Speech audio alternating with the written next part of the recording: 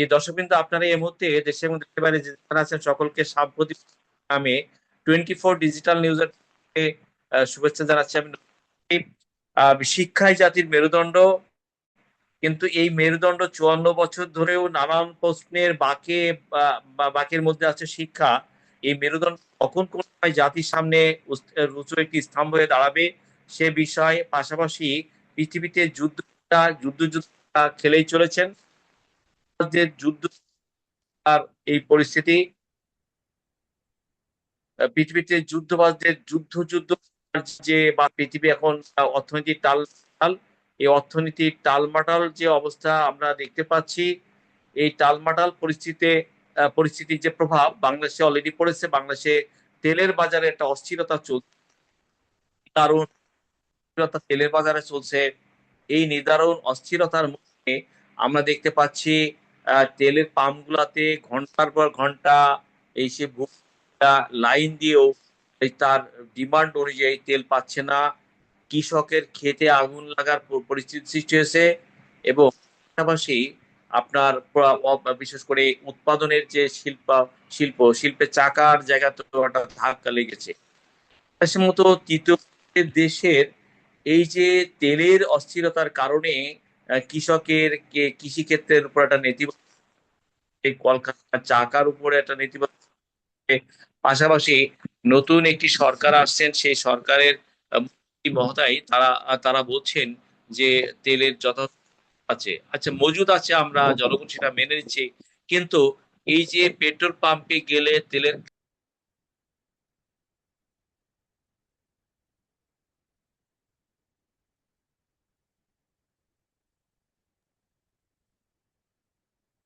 চাচি ভাই আনমিউট করেন, পাম্প যদি আনমিউট। যায়, আমি অ্যাডজাস্ট করি, তেলের পাম্প বন্ধের আমরা পরিস্থিতি দেখতে পাচ্ছি প্রিয়। অনেক জায়গায় পাম্প হয়ে যাচ্ছে, সেখানে ঘন্টার পর ঘন্টা, বিশেষ করে রাইড যারা আছেন, ড্রাইভার যারা আছেন, হ্যাঁ, রাইডার রাইড শেয়ারে যারা আছেন, এই বাস্তবতায় আমরা মধ্যপ্রাচ্য প্রিয় বন্ধুরা আহ, দেখতে পাচ্ছি এখানে পাকিস্তান যুদ্ধকে মানে যুদ্ধ বিরতির জায়গায় নেওয়ার জন্য পাকিস্তানের উপর চ্যালেঞ্জ আছে। সেই চ্যালেঞ্জ পাকিস্তান মোকাবেলা করার জন্য পাকিস্তানের রাজনৈতিক প্রশাসন এবং সামরিক প্রশাসন দুই মিলে পাকিস্তানের রাজনৈতিক প্রশাসন প্রধান যিনি প্রধানমন্ত্রী শেহবাজ শরীফ, তিনি মধ্যপ্রাচ্য সফরে আছেন। পাশাপাশি সামরিক বা ডিপার্টমেন্টের প্রধান যিনি মার্শাল আসিফ মনির, তিনি ইরান সফরে আছেন। এবং ইরান সফরে যে ট্রাম্পের বার্তা নিয়ে আমেরিকা প্রশাসন কি চাচ্ছেন সেই সাথে অবস্থান তারা নিয়েছেন। আহ, আর মধ্যপ্রাচ্যে অবস্থান শেহবাজ শরীফ মধ্যপ্রাচ্যে যে তিনি তিন দেশে ঝটিকা সফরে গেছেন পাকিস্তানের এবং ইরানকে একটা সমীকরণের জায়গায় দাঁড় করিয়ে দীর্ঘ একটা যুদ্ধকে পাকিস্তান ইরানকে নিয়ে যাওয়া এবং না গেলে বিশ্বের অর্থনীতি আরো আলমাটাল অবস্থা হয়ে যাবে। বাংলাদেশ সহ পাকিস্তান সহ আছে, এই দেশগুলোর উপরে যে তেলের বাজারে নেতিবাচক প্রভাবের কারণে অর্থনীতির একটা টালমাটাল অবস্থা আরো তৈরি হতে পারে, সংকটটা জটিল থেকে জটিলের দিকে যেতে পারে। এই জটিলের থেকে জটিলের দিকে যাতে না যায় সেক্ষেত্রে তুরস্ক, পাকিস্তান, ওমান, কাতার, এই অপরাপর দেশগুলো এখন সামষ্টিকভাবে আন্তর্জাতিক আমেরিকাকে দিয়ে আমেরিকা যাতে টান দেই এবং যুদ্ধবাজ নেতানিয়াহুকে থামানো যায়। এই বাস্তবতায় যখন আমরা দেখতে পাচ্ছি এই এবং এ পর্যায়ে আমি আরেকজন পেয়েছি। জি হ্যাঁ, স্যার, শুনতে আপনি আমার পাচ্ছি। কথা শুনতে পাচ্ছেন? স্যার আপনাকে সালাম জানাচ্ছি, Yes, আসসালামু আলাইকুম sure. স্যার। আমরা যখনই আজকে আপনার প্রোগ্রাম আছি, আমরা মেসেজ পেয়েছি যে মধ্যপ্রাচ্য সফরে গেছেন পাকিস্তানের প্রধানমন্ত্রী শেহবাজ শরীফ, তিনটি দেশে তিনি সফরে গেছেন। আর পাকিস্তানের ফিল্ড মার্শাল আসিফ মনির আছেন ইরানে। তা পাকিস্তানের সামনে কি একটা চ্যালেঞ্জ দেখা দিয়েছে যুদ্ধটাকে দীর্ঘ যুদ্ধবিরতির দিকে নিয়ে আন্তর্জাতিক বিশ্বে একটা শান্তির বার্তা দেওয়া স্যার? না, এটা পাকিস্তানের একটা নৈতিক দায়িত্ব, চ্যালেঞ্জ হবে কেন? এটা যুদ্ধটা হচ্ছে মূলত ইসরায়েল এই যুদ্ধটা করছে আমেরিকাকে সাথে নিয়ে। ঠিক। ইসরায়েল ইসরায়েলকে সঙ্গ দিয়েছে, সমর্থন দিয়েছে যুক্তরাষ্ট্র মানে ট্রাম্প। এটা ইসরায়েলের একটা ঠিক। যুদ্ধ। সেই ইসরায়েলকে মধ্যপ্রাচ্যে আরো প্রসারিত করতে চায়। লেবাননের লিতানি নদীর এই পার পর্যন্ত অলরেডি ঢুকাই ফেলছে। এটা টিকাই রাখতে চায় তার ঢুকে। এর আগে আপনার মিশরের ব্যাখ্যা, সিরিয়ার গুলান উপত্যকা, এগুলো তার আগে নিচে, কিন্তু একটা একটা গ্রেটার একটা বিশাল একটা ইসরায়েল গড়ে তোলে এবং পুরো মধ্যপ্রাচ্যকে ডমিনেট করে, এবং এই পক্ষেই ট্রাম্পকে নিয়ে আসছে। আমেরিকার মানুষের হয়তো 24 ভাগ এই যুদ্ধের পক্ষে, ইসরায়েলের পক্ষে। 51 ভাগ সরাসরি মত দিয়েছে এই যুদ্ধ বন্ধ করা এবং ট্রাম্পের বিরুদ্ধে অবস্থান। তো এইখানে এই যুদ্ধ করতেছে, আপনি যেগুলো বলছেন এগুলো পরিস্থিতি আরো আগে গেছে। শাহবাজ শরীফ এখন বোধহয় টার্কিতে, এবং আমার ধারণা আসিফ মুনির ব্যাক করে ফেলছেন। এবং ইন দি মিন টাইম ইরানের পররাষ্ট্রমন্ত্রী জানিয়ে দিয়েছেন যে ফরমুজ খুলে দিয়েছেন, খুলে দেওয়ার ঘোষণা দিয়ে দিয়েছেন। এবং তেলের দাম তো কমা শুরু করেছে, হুম। তেলের দাম করা শুরু করে দিয়েছে। এবং ট্রাম্প যেটা বলছিলেন যে ইরানের বন্দরগুলো অবরোধ, এটা এটার কোনো, এটা একটা মানে কি বলা যায়, এটা একটা ঘোষণা মাত্র। এরপর হরমুজে 2-4টা আমেরিকান জাহাজ শটডাউন করার চেষ্টা করছে, তারা তো মানে কেটে পড়ছে, বলা যায় ওই এলাকা ছেড়ে গেছে ধাওয়া পাল্টা দেওয়ার মুখে। চীনারা আপনার বলছে আন্তর্জাতিক সমুদ্র আইন, যেটা আমরা সমুদ্র আইনে কিছু আইন কানুন দেখতে পাচ্ছি, যে চ্যানেলগুলো আন্তর্জাতিক জলসীমার সাথে কানেক্টিভিটি, সেক্ষেত্রে জাতিসংঘ তো 1982 থেকে 82 এবং 94 যে দুটো করেছে, সেই জাতিগুলা সেই চ্যানেলগুলোর সাথে অপরাপার যে কানেক্টিভিটি কান্ট্রিগুলো আছে, তাদের সাথে সমঝোতা করেই সেই চ্যানেলগুলো ব্যবহার করতে হবে। এবং এই দেশগুলোর সাথে একটা কূটনৈতিক সম্পর্ক সমঝোতার মেরুকরণের মধ্য দিয়ে চ্যানেলগুলা ব্যবহার করতে হবে। এক্ষেত্রে ওই সনদে আমরা দেখলাম যে আমেরিকাও সিগনেচার করেন, ইরানও সেখানে করে নাই। 100 ইউরোপীয় ইউনিয়নের সব দেশগুলো সেখানে অনুযায়ী ইউরোপে একটা ভূমিকা রাখবার চেষ্টা করছে, পাশাপাশি এই সমুদ্র, এই আন্তর্জাতিক সমুদ্র আইনের আওতায় যাতে ইরান এবং আমেরিকা আসে, সেই জায়গাতেও একটা।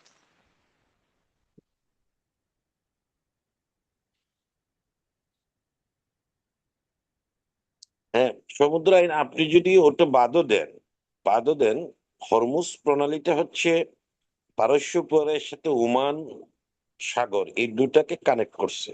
দুইটা আপনার বেকে, একটা হচ্ছে পার্সিয়ান গালফ, যেটাকে আমরা বলি পারস্য উপসাগর, এবং ওমান।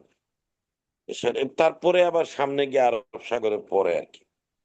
তো এইটা তো ইরানিরা প্রথম থেকে বলছে যে তারা যদি টুল তুলে তারা এটা শেয়ার করবে ওমানের সাথে। ফলে এটা সমুদ্র আইনেও এটাতে ওমান এবং ইরানের প্রক্সিমিটি আছে, তাদের যে মানে যে এরিয়া, সমুদ্র সীমা, তাতে তাদের অধিকারটা বেশি আছে। এখানে এখানে চুক্তি, আন্তর্জাতিক চুক্তির অন্য প্রেক্ষাপট আছে, মানুক বা না মানুক। আন্তর্জাতিক জলসীমা বাণিজ্যিক জাহাজের ব্যাপারে অনেক অনেক নিয়ম কানুন আছে। বাণিজ্যিক জাহাজের রুট গুলাতে বাধা দেওয়া যাবে না, ডিস্টার্ব করা যাবে না, এবং কিন্তু রিসিপ্রোকাল, পারস্পরিক। আপনি যদি হরমুজ প্রণালীতে আটকান, আরেকজন আলাস্কায় আটকাবে, আরেকজন আপনার রেড সিতে আটকাবে, আরেকজন সুয়েজ ক্যানেলে আটকাবে। এটা তো রিসিপ্রোকাল, পারস্পরিক। তো সে কারণে এখানে আন্তর্জাতিক আইনের চেয়ে হরমুজ প্রণালীতে ইরানের বেশি, এবং ওমানের কিছুটা, তাদের জিওগ্রাফিক্যাল একটা প্রক্সিমিটি আছে, ক্লোজনেস আছে, একটা অথরিটি আছে। আমরা যেটা বে অফ বেঙ্গলে আমরা একটা বড় অংশ একটা দাবি করি, বঙ্গোপসাগরের বড় অংশ আমাদের, আমাদের সমুদ্র সীমাবদ্ধ। আমরা আমরা মামলায় ভারতের বিরুদ্ধে আমরা আন্তর্জাতিক, এখানে একটা আন্তর্জাতিক সমুদ্র সীমার ব্যাপারে আন্তর্জাতিক একটা ইয়েও আছে, ট্রাইব্যুনালও আছে। তো সেই হিসাবে আপনার আমি মনে করি হরমুজ তাতে পড়ে না। হরমুজটা এটা সমুদ্র সীমা আইনের আওতায় পড়েও না, কারণ এটা এইটার দৈর্ঘ্য খুব বেশি না। এইটা দুইটা ইয়ের অন্য করছে, এটা দুইটা দেশকে ভৌগোলিক 22 ভাবে কিলোমিটার। হ্যাঁ, এখানে এখানে আমেরিকার যে আস্ফালন, এ আচ্ছা, যেমন সুয়েজ। আলোচনাটা ইসরায়েল ইসরায়েল থ্রেট করছে যে ইরানের পরে সে তুরস্কের দিকে হাত বাড়াবে। ইসরায়েলের এই যে অদম্য আগ্রাসী যুদ্ধের যে জায়গাতে ইসরায়েলের অবস্থান, এক্ষেত্রে ইসরায়েল আন্তর্জাতিক কূটনৈতিক কূটনীতিতে ভারত, আমেরিকা, ইউরোপিয়ান ইউনিয়নকেও সর্বাত্মক টানবার চেষ্টা করছি। ইসরায়েলের ওদের জি, মুসলিম বিশ্বের 4টা খুব শক্তিশালী সামরিক শক্তি আছে, এবং তার একটা হচ্ছে পাকিস্তান, ইরানের কথা আগেই বলছেন, টার্কি এবং মিশর। মিশর যুক্তরাষ্ট্রের পকেটে আছে। মিশর আপনার ইসরায়েলের পারপাস সার্ভ করে, আমেরিকার পারপাস সার্ভ করে। আপনার এখন যে আছে মিশরের যে প্রেসিডেন্ট, গায়ের জুড়ে মানে সাবেক সিসি, যে ও তো মানে ওদের দালাল, পাপেট আমেরিকা এবং ইসরায়েল। ও তার পাশেই যে গাজা, যতগুলো সুড়ঙ্গ ছিল গাজা থেকে মিশরে সব বন্ধ করে দিয়েছে। গাজা স্ট্রিপ থেকে মিশরে আসার অনেকগুলা টানেল ছিল, মাটির নিচ দিয়ে আসার, সব বন্ধ করে দিয়েছে সে। তাদের কোনো ফুড, তাদের কোনো মেডিসিন মিশর দেয় নাই। আপনি বাংলাদেশ থেকে মাস্তুল ফাউন্ডেশন পাঠায়, আফগানিস্তান থেকে আজকে 500 টন সাহায্য পাঠিয়েছে, গরিব দেশ। তো ফলে মিশর যদি আপনি বাদ দেন, তাইলে ইসরায়েলের জন্য থ্রেট ছিল, ইসরায়েল মনে করে তাদের থ্রেট তেহরান, পাকিস্তান, টার্কি।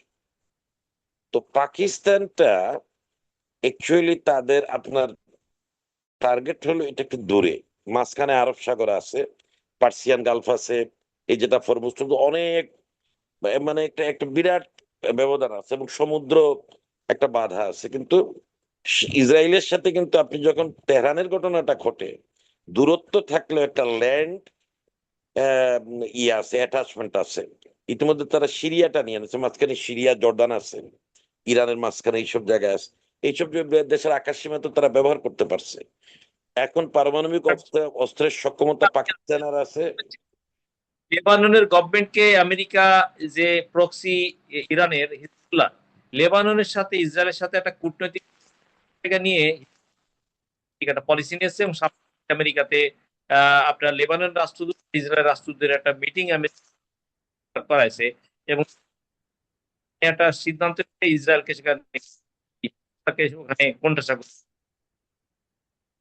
আপনি কিছু লেবাননে দেখেন আপনি ওই নওয়াজ শরীফের, যদি আপনি শাহবাজ শরীফের মানে ইয়েটা দেখেন, টুইটারটা দেখেন, সে কিন্তু প্রথমেই বলছে এই যুদ্ধবিরতি 15 দিনের, এটা লেবাননেও কার্যকর, ইসরায়েল মানে নাই। কারণ ওই লিতানি নদী পর্যন্ত, এই লিতানিদের এই পাটটা, ওই মানে পাহাড়ি গিরিপথ ধরে সে লিতানি নদী পর্যন্ত যদি আসে, তাইলে মানে জি, সে একটা সেফ সাইডে চলে যায়। এটা তো মূলত হিজবুল্লাহ শক্ত ঘাঁটি। এটা তো তারা দখলে রাখে, কম্বিং অপারেশন চালাইয়া হিজবুল্লাহদের ধরে মানে মাটির নিচ থেকে, সুড়ঙ্গ থেকে, পাহাড় থেকে বের করবে, মারবে, মানে হিজবুল্লাহকে শেষ করে দিবে। তো লিতানি নদী পর্যন্ত অলরেডি তারা চলে আসছে। সুতরাং লেবাননে তাদের লক্ষ্য, তারা যুদ্ধবিরতির পরে যখন দেশে কার্যকর হয়েছে, তখন আমেরিকা লেবাননের গভর্নমেন্টের সাথে কথা বলে এটা করছে। কিন্তু বড় একটা স্টেক হোল্ডার হিজবুল্লাহ, যারা এই আলোচনায় ছিল না, তবে তারা বলছে যুদ্ধবিরতি কার্যকর হইলে তারা যুদ্ধবিরতি ভাঙবে না। কিন্তু এইটা কিন্তু একটা প্রসঙ্গ যে ইরানের ভিতরে কিন্তু ইসরায়েলও ঢুকে না, আমেরিকাও ঢুকতে পারে না, কিন্তু লেবাননের ক্ষেত্রে তারা অলমোস্ট লিতানি নদীর এই পার পর্যন্ত অনেক দূর, মনে করেন 100 কিলো বেশি হবে, তারা কিন্তু আগাই গেছে। এবং এটা খুব দুর্গম, কোনো কোনো জায়গায় পাহাড়ি এলাকা আছে, মানে ওয়ান রাস্তা কিন্তু ইসরায়েল থেকে যে ঢুকছে লেবাননে। লেবানন দক্ষিণ বৈরুতের দক্ষিণাঞ্চলে বড় ধরনের ডেস্ট্রয় ইসরায়েল করছে, সেক্ষেত্রে লেবানন হ্যাঁ, সরাসরি ইসরায়েলের সাথে যুদ্ধের জায়গা আসে না কেন, তাদেরকে সামরিক দিক ওখানে মানে থেকে তাদের আসলে তো বাধাটা হচ্ছে লেবানন একটা মিশ্র জায়গা। লেবানন কিন্তু ইরান না। ইরানে শিয়া মুসলমানদের প্রাধান্য, সরকারে, আইজিআরসি তে, মিলিটারিতে তাদের একটা প্রাধান্য আছে, একটা একটা ইউনিটি আছে। কিন্তু লেবানন তো একটা মিশ্র। লেবাননে মেরোনাইট খ্রিস্টান আছে, তাদের থেকে প্রেসিডেন্ট হয়, সুন্নি মুসলমান থেকে আপনার প্রধানমন্ত্রী হয়, এবং আপনার শিয়া থেকে স্পিকার হয়। এই একটা বিভাজন আছে। এবং হিজবুল্লাহ একটা আলাদা শক্তি, তারা সরকারে নাই, কিন্তু তারা একটা আলাদা শক্তি, এবং তাদের সামরিক শাখা আছে। লেবানন সরকারের সাথে তাদের একটা একটা এক ধরনের সমঝোতাও ছিল, কিন্তু এখন লেবানন গভর্নমেন্টটা কিছুটা ইসরায়েলি আক্রমণের চাপে, আন্তর্জাতিক চাপে কিছুটা তাদের অবস্থান মানে একটা, তারা ভাবতেছে যে বাকি জায়গায় যদি আমরা, এটা তো হিজবুল্লাহর এলাকা, হিজবুল্লাহর এলাকা গেলে যাক, বাকিটা নিয়ে আমরা এই এলাকাটা যেটা যাচ্ছে লিটানি নদীর ওই পার বিশাল এলাকা, এটা কি না থাকলে কি। সুতরাং লেবানন গভর্নমেন্ট একটা একটা বিরতিতে গেছে, এটা মুসলিম জাহানের জন্য খুবই দুর্ভাগ্য। মুসলমানরা ব্যাপক সংখ্যক মুসলমানরা তারা কিন্তু কার্যত ইসরায়েলের হাতে। এই ইসরায়েল তো লেবাননের অর্ধেক দখল করে নিত এতদিন। এই যে স্থল যুদ্ধ অ্যাটাক, ইসরায়েলকে অনেকটা ব্যারিকেড দিয়ে রাখছে।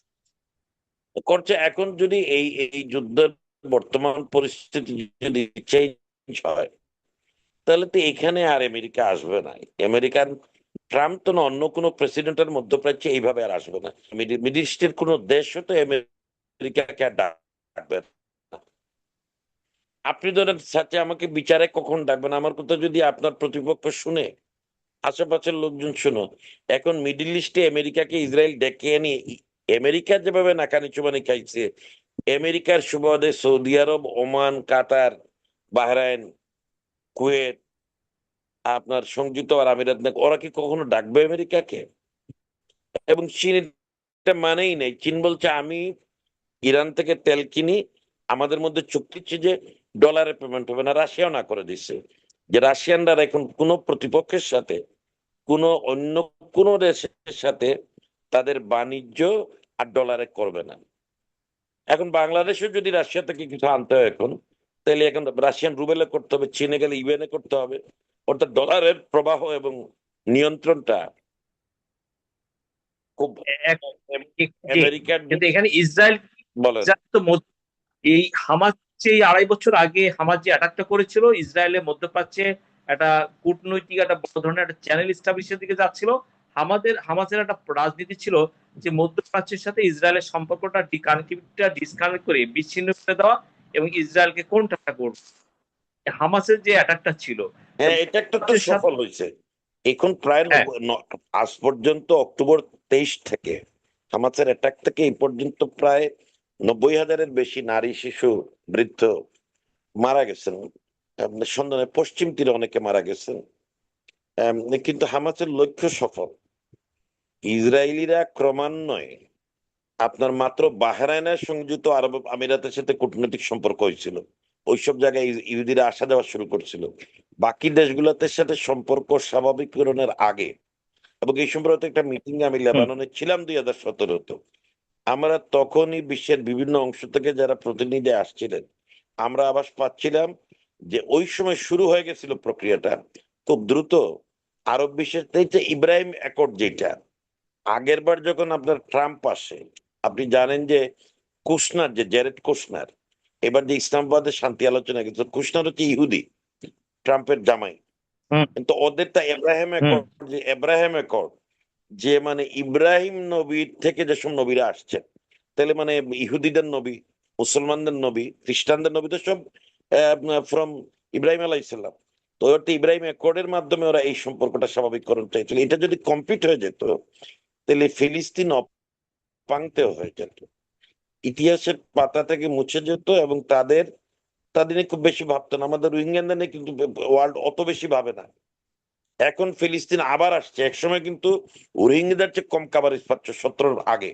এখন কিন্তু ফিলিস্তিন ইস্যু আবার চাঙ্গা হয়েছে।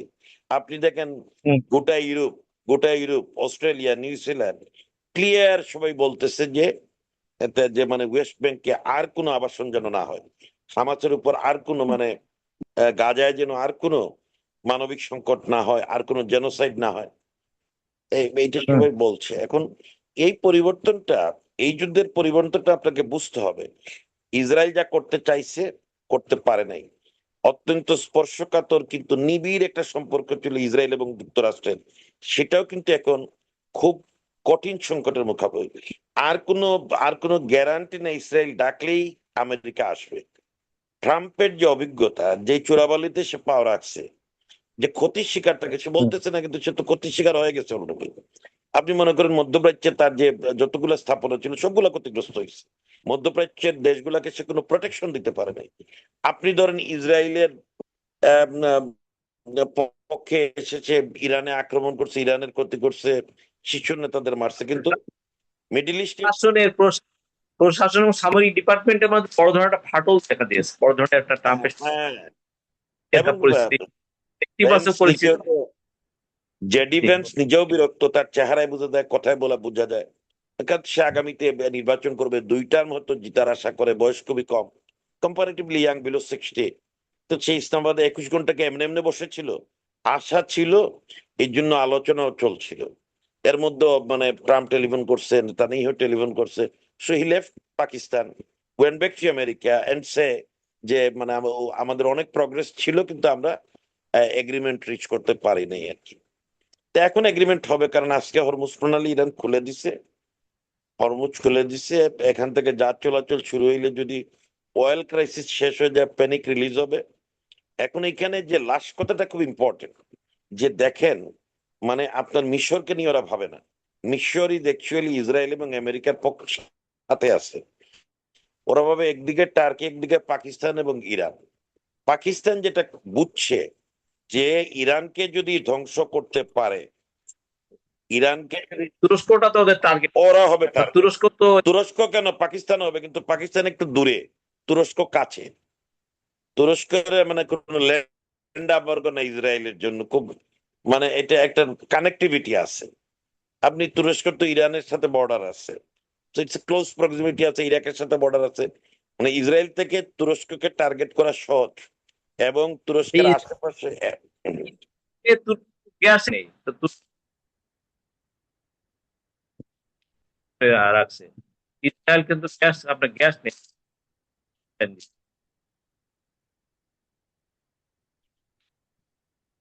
ইসরায়েল কথাটা আবার পাইপলাইন বলেন, দিয়ে গ্যাস নেই, গ্যাস ইম্পোর্ট করে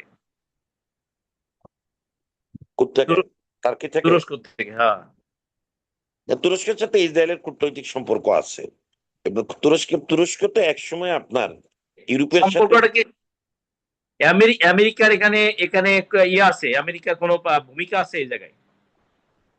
থাকতে পারে। টার্কি তো ইউরোপে ছিল, এবং টার্কির একসময়কার লিডাররা তো ইউরোপিয়ান ফিলোসফিও ছিল। টার্কিতে হ্যাঁ, আমেরিকান বিশপ আছে, টার্কিতে আমেরিকান ঘাঁটি আছে, দ্বিতীয় হ্যাঁ, বিশ্ব হ্যাঁ, গাড়ি গাড়ি গাড়ি গাড়ি করছে, হ্যাঁ, গাড়ি কিন্তু চালাচ্ছে। কিন্তু কিন্তু সাম্প্রতিক কালে এরদোয়ান আসার পরে তাদের একটা ইসলামিক রিভাইভাল হয়েছে।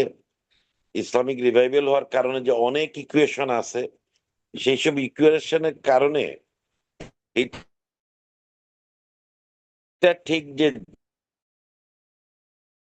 যে কোনো অবস্থানে থাকুক না কেন, একদিকে তেহরান, একদিকে কিন্তু এখন পর্যন্ত ইসরায়েলের মানে রাখছে আর কি। তার মধ্যে পাকিস্তানের সাথে ইসরায়েলের কোনো কূটনৈতিক সম্পর্ক নাই, এবং পাকিস্তানের সাথে কোনো ধরনের কোনো যোগাযোগ ইসরায়েলের নেই। এক্ষেত্রে তুরস্কের চেয়ে পাকিস্তান আগেই আছে, কিন্তু ইসরায়েল পাকিস্তানকে হামলা করার মতো স্টেজে নাই। কারণ 2-3 বছর আগে ভারত এবং পাকিস্তানের যে মানে বিমান যুদ্ধ হয়েছিল, আকাশ যুদ্ধ, এটার পরে ইসরায়েল খুব উৎসাহী না পাকিস্তানকে খাটাইতে, এবং ট্রাম্পই তো বিস্মিত। এই এই যুদ্ধের ফলাফলের পর তো ট্রাম্প শাহবাজ শরীফ এবং আসিফ মনিরকে ওয়াশিংটনে ডাকছেন, বিরল সংবর্ধনা, একজন সেনা প্রধান, একটা পাকিস্তানের সেনাপ্রধান আমেরিকার ট্রাম্প হোয়াইট হাউসে ডাকছেন। তো ফলে এখন টার্কিকে নিয়ে ইসরায়েল এটা করতে পারে, ওই যে তার সম্প্রসারণ করা, কারণ সিরিয়াকে তারা তো অলরেডি পেয়ে গেছে, তো ইরাকে তো পরস্পর বিরোধী গ্রুপ আছে, এখানে কুর্দি প্রেসিডেন্ট হয়, আপনার শিয়া প্রধানমন্ত্রী, সুন্নি স্পিকার, এখানেও একটা জটলা আছে লেবাননের মতো। এইসব সুযোগ নিয়ে সে হতে পারে আর কি, কিন্তু এটা করলেও ভুল করবে, কারণ টার্কি যে সলিড মিলিটারি ফোর্স, এখানে আমেরিকা ইসরায়েলের সাথে তেহরানের সাথে পারতেছে না। আমি তো মনে করি যে টার্কির কোন কোন দিক ইরানের চেয়ে স্ট্রং, কথা বুঝছেন না? ইরান কোথায় আগাই আছে? ইরান আগাই আছে যে ইউক্রাইন যুদ্ধের সময় রাশিয়া ইরানি ড্রোনের উপর নির্ভর করছিল। খুব খেয়াল করবেন, এই ড্রোনের সক্ষমতাটা পুরা ইউক্রাইন যুদ্ধে রাশিয়ার যা আপনার মিরাকুল ম্যাজিক, তার পিছনে ইরানের ড্রোন বানাইতে বানাইতে তারা একটা শৈল্পিক দক্ষতা অর্জন করছে ড্রোনে, এবং সেখানে প্রচুর ব্যবসা করছে রাশিয়ার সাথে। তারা পর্যাপ্ত প্রয়োজনের চেয়ে কয়েক গুণ বেশি ড্রোন এখানে তৈরি করে রাখছে।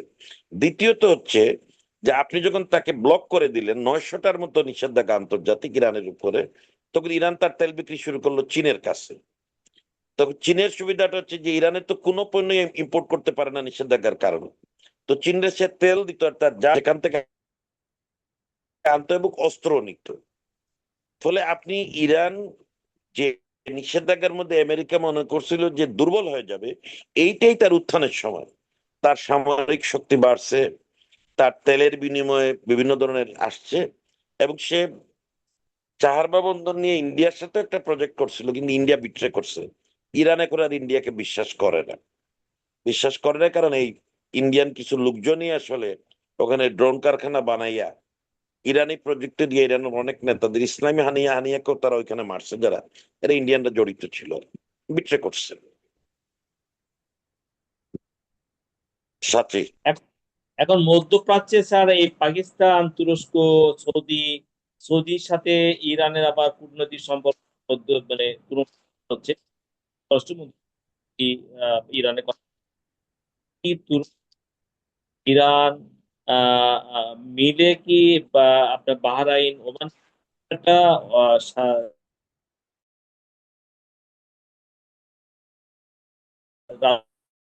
রাজনৈতিক আপনি দেখেন এখানে প্রায় নতুন রাজনৈতিক সামরিক শক্তি একটা বলয় সৃষ্টি হতে বলে পারে। মানে এখন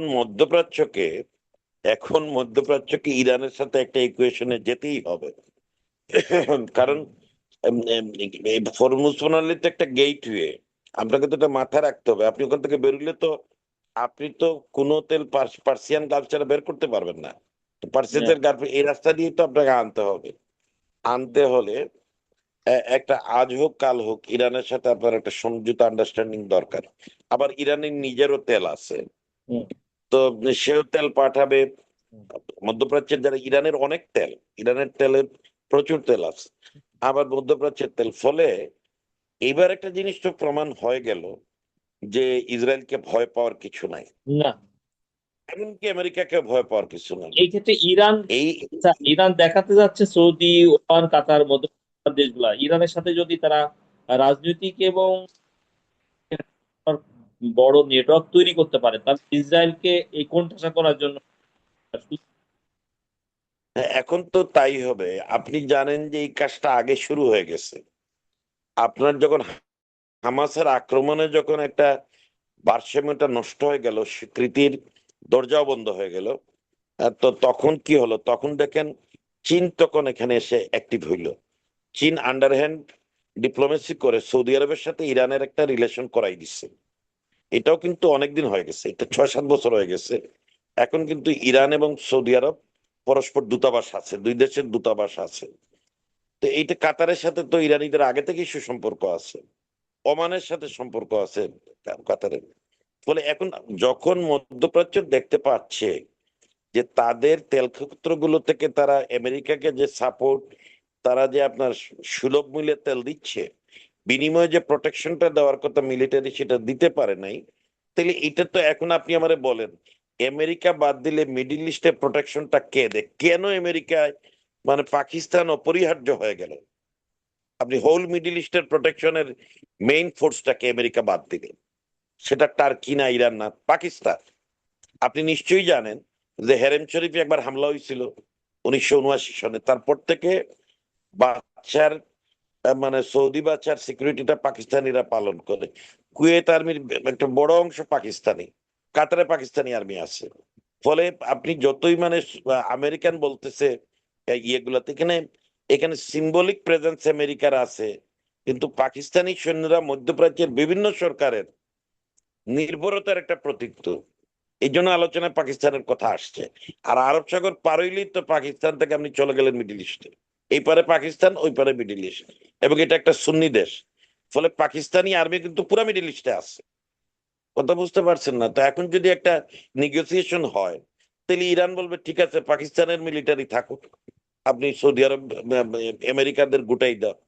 আমেরিকা তো সিম্বলিক দুই এক জায়গায় থাকতে পারে, তাদের চলে যেতে হবে, তাদের তো চলে যেতে হবে। তারা তো তেলের রিডাকশন, সৌদিরা বলবে, মিডিল ইস্ট বলবে আমরা তেলে তোমাদের যতটুকু পারে আমরা ছাড় দিব, চলে চলে গেলেই কিন্তু ইসরায়েলের থ্রেট বেড়ে যাবে। কাতার আমেরিকাকে বলেছে তোমার সৌদি টোদার সব আমার থেকে নিয়ে যাও। হ্যাঁ, কি হ্যাঁ, মনে করছেন? কাতার কাতার বলেছে, কাতার কাতার আমেরিকাকে বলেছে, আওয়াজ দিয়েছে কাতার, হুম, হ্যাঁ। তুমি তোমাদের এখান থেকে কাতার খোঁজ করে নিয়ে যাও। কাতার মিডিল ইস্টের মধ্যে পারস্য উপসাগরের একমাত্র দেশ। আগাগোড়াই আপনি দেখেন আফগানিস্তান ক্রাইসিসে তাদের একটা অগ্রবর্তী ভূমিকা ছিল, কাতারই ছিল মেইন। আপনি দেখেন সবাই যখন তারাই দিছিল, মানে ইয়েদের ফিলিস্তিনিদের, কাতারে তাদের অফিস খোলার সুযোগ দিয়েছিল। তো কাতার মধ্যপ্রাচ্যের মধ্যে একটু মুসলমানদের মুসলিম দরদি, ফিলিস্তিনি তো আছে, কাতার তো অলরেডি মেসেজ দিয়া দিছে এটাই হবে। সাথে এবার আমেরিকা কাউকে প্রোটেকশন দিতে পারে। আপনি যখন মিডিল ইস্টে ইরানিরা হামলা চালাইলো, মিডিল ইস্টে স্যার পাকিস্তান, কাতার কাতার গভর্নমেন্টের রাজনৈতিক অবস্থান, অর্থনৈতিক অবস্থান কিন্তু যথেষ্ট শক্তিশালী, এবং কাতার মুসলিম বিশ্ব, কাতার মানে কূটনৈতিক জায়গা থেকে, রাজনৈতিক দিক থেকে, অর্থনৈতিক দিক থেকে প্যাট্রোনাইজ করে নানান দেশকে নানান ভাবে। আর এটা এটা আমিরাত বা সৌদি আরবের যেরকম আপনার মানে একটা রাজস্বিক, একটা মানে বিলাসী ব্যয়বহুল রাজ পরিবার,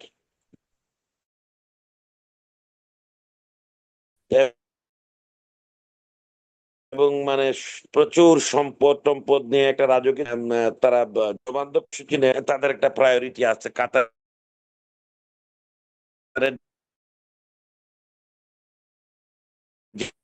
যে রেজিম এখন আছে, এরা বলবে যে একটা কল্যাণকামী একটা রাজতন্ত্র, আপনি বলতে পারেন তাদেরকে। আপনি দেখবেন যে তেলের লাইন আস্তে আস্তে ছোট হয়ে যাচ্ছে, কারণ হরমুজ খুলে দিছে, হরমুজ খুলে দিছে, তেলের লাইন। এটা আমাদের এখানে যেটা আপনি দেখতে পাচ্ছিলেন, রিয়েলিটি, ভার্চুয়াল রিয়েলিটি, মানুষের মাথায় আসছে যে তেলের দাম বেড়ে যাবে, আমরা এটা মানে কিনে কিনে রাখি। তো যারা মনে করেন সপ্তাহে একদিন তেল, কিন্তু তারা 2 দিন গেছে না, যার মানে 2 পয়েন্ট আছে, আগে 1 পয়েন্ট থাকলে কিন্তু সে 2 পয়েন্ট থাকতে আরো 2 পয়েন্টের জন্য গেছে।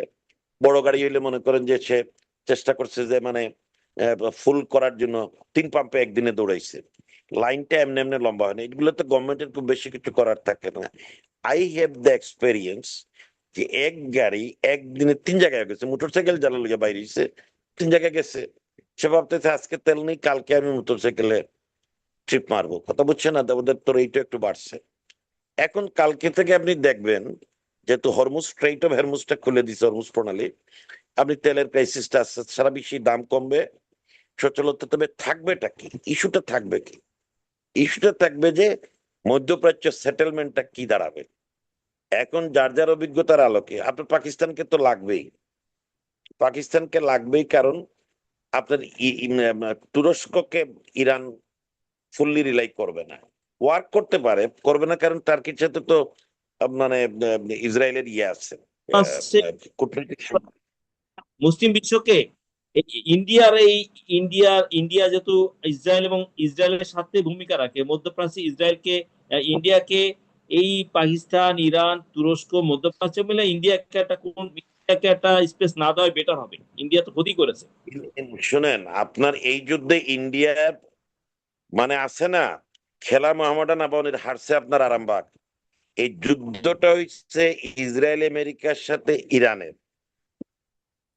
কিন্তু হেরে গেছে ভারত, হেরে গেছে ভারত। কারণ ভারত এই যুদ্ধ 28 ফেব্রুয়ারি যুদ্ধটা শুরু হয়েছে, 27 ফেব্রুয়ারি ট্রাম্প যায় নাই, কিন্তু জেডি ভ্যান্স যায় নাই। কে গেছে আপনি ইসরায়েলে? গেছে নরেন্দ্র মোদী। সে নেসেট ইসরায়েলি পার্লামেন্টে গিয়ে বক্তৃতা দিছে, হামাসের অক্টোবর 23-এর আক্রমণের সমালোচনা করছে, এবং ইসরায়েলের আত্মরক্ষার অধিকার সমর্থন দিছে। জি। তো ফলে, এবং অন্যদিকে সে 4 বন্দর ডেভেলপ করার জন্য ইরানের কাছ থেকে গিফট হিসাবে নিছে, একটা সুযোগ হিসাবে নিছে। সেখানে 200 তার গোয়েন্দা ঢুকাই দিচ্ছে, 400 লোক নিছে ওয়ার্ক পারমিট, 200 দিয়ে তার ইরানের বিভিন্ন জায়গা থেকে তারা মেসাকার। নরেন্দ্র মোদী তার বিশ্বাসযোগ্যতা হারাই ফেলছে, আন্তর্জাতিক কূটনীতিতে ভারতের অবস্থা খুবই খারাপ।